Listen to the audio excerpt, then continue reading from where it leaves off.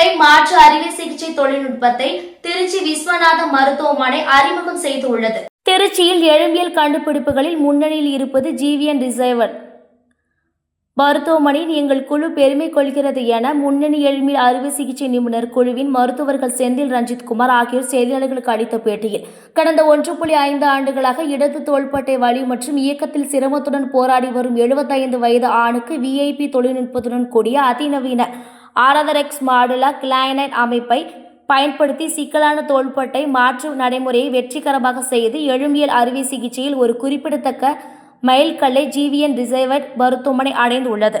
இந்த அதிநவீன உள்வைப்பு கண்டுபிடிப்பை ஏற்றுக்கொண்ட திருச்சியில் முதல் மருத்துவமனையாக உலகத்தரம் வாய்ந்த சுகாதார பராமரிப்பை வழங்குவதற்கான தனது உறுதிப்பாட்டை ஜிவிஎன் மருத்துவமனை தொடர்ந்து நிரூபித்து வருகிறது.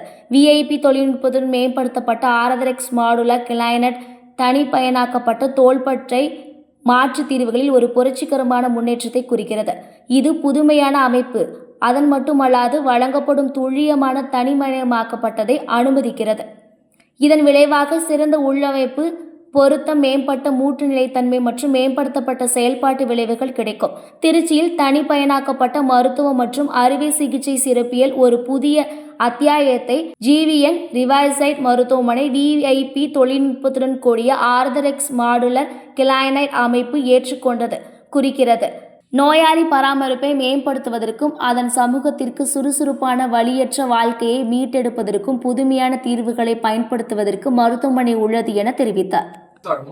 இது வந்து சைஸ் ஆஃப் தி ஜாயிண்ட் வந்து கொஞ்சம் சின்னதா இருக்கும்போது அந்த காம்பனன்ட் வந்து ஐடியல் பொசிஷன்ல ஃபிக்ஸ் பண்ணுறதுக்கும் ஐடியல் சைஸ் என்ன தேவையோ அதை நம்ம வந்து டிட்டர்மின் பண்ணி முதல்லயே சர்ஜரிக்கு முன்னாடியே பிளான் பண்ணி அதை பண்றதுனால ஷோல்டர் ரீப்ளேஸ்மெண்ட் சர்ஜரி வந்து சக்சஸ்ஃபுல்லா பண்றதுக்கு நல்ல ஒரு கம்ஃபர்டபுளா இருக்கும்.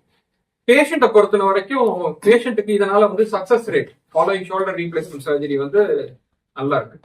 இந்த பர்டிகுலர் சர்ஜரி வந்து மே 31 பண்ணோம். மே 31 பண்ணோம். பேஷண்ட் நல்லா இருக்காங்க.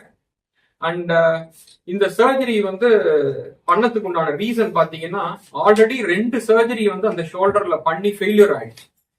ஃபெயிலியர் ஆகி இனிமேட் அந்த ஷோல்டர்ல வந்து இனிமேட் ஒன்றும் பண்ண முடியாது, நீங்க இனிமேட் இப்படியே தான் இருக்கணும் அப்படின்னு சொன்ன பேஷண்ட்டுக்கு தான் இந்த பர்டிகுலர் சர்ஜரி வந்து பண்ணணும். இந்த பர்டிகுலர் இம்ப்ளான்ட் இல்லைன்னா இந்த சர்ஜரி வந்து பண்ணிருக்கவே முடியாது. அதனாலதான் இவ்வளவு சர்ஜரிஸ் இவ்வளவு நாளா நாங்க எல்லாம் பண்ணிட்டு இருந்தாலும் இந்த பர்டிகுலர் பேஷண்ட்டுக்கு இது மாதிரி பண்ணாதான் கரெக்டா இருக்கும்னு சொன்னதுனாலதான் ஆர்த்தரெக்ஸ் அப்படின்ற ஒரு கம்பெனி, இட்ஸ் மல்டிநேஷனல் கம்பெனி, இந்தியாவுக்கு டிஸ்ட்ரிபியூஷன்ஷிப்லாம் இருக்கு. அவங்களோட இதனால சப்போர்ட் மூலியமா தான் இந்த இம்ப்ளான்ட் வந்து நாங்க பண்ண முடியுது. சில டைப் ஆஃப் ஃப்ராக்சர்ஸ் இதெல்லாம் ஒரு சில டைப் ஆஃப் அந்த ஜவ்வெல்லாம் இன்ஜுரி ஆகும்.